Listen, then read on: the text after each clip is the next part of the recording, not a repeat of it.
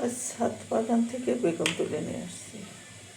আজকে বেগুন দেখে আমি আশ্চর্য হয়ে গেছি।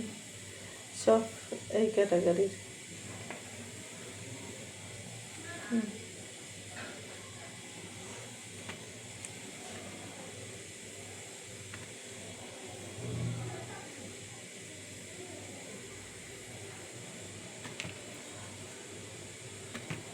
সিমগুলো সুন্দরই হয়েছে, অনেক সুন্দর, ছোট ছোট কিন্তু সুন্দর।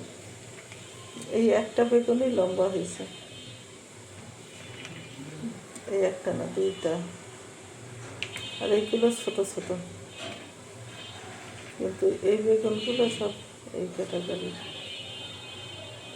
কেন এমন হলো